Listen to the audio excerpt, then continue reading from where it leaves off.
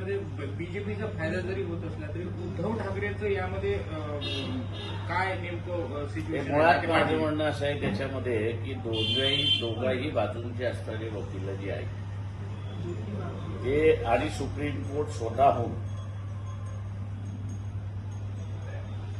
जो मूळ प्रश्न आहे त्या मूळ प्रश्नाला भिडत नाहीत अशी असणारी परिस्थिती आहे. मूळ प्रश्न असा आहे की कायद्याने सिव्हिल कोर्टाचा ज्युरिडिक्शन काढून घेतलं तरच त्या ठिकाणी काढून घेतल्या जातं.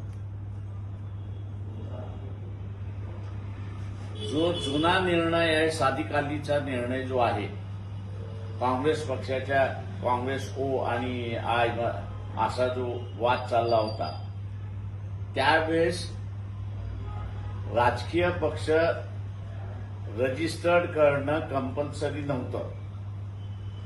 ते असोसिएशन म्हणून त्या ठिकाणी चालत होतं आणि म्हणून सुप्रीम कोर्टाने साधिकालीच्या निर्णयामध्ये असं म्हटलं की यांचं रजिस्ट्रेशन नाहीये, हे कुठल्याही नियमाखाली नाहीये, असोसिएशन म्हणून आहे, म्हणून या संदर्भातला निर्णय इलेक्शन कमिशनने द्यावा अशी असणारी परिस्थिती आहे. पण 89 मध्ये पीपल्स रिप्रेझेंटेशन ऍक्ट 1951 मध्ये दुरुस्ती करण्यात आली आणि 29A हा समावेश करण्यात आला आणि या समावेशामध्ये राजकीय पक्ष रजिस्टर करण्याचं कंपल्सरी झालं.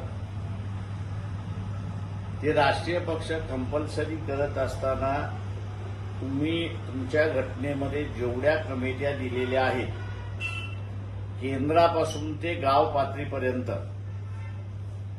त्या सगळ्यांची तुम्हाला असणारं नावं त्या ठिकाणी द्यावी लागतात. पदाधिकारी म्हणून त्यांची नावं त्या ठिकाणी द्यावी लागतात. ही दुरुस्ती झाल्यानंतर राजकीय पक्षाचं कायदेशीर अस्तित्व निर्माण झालं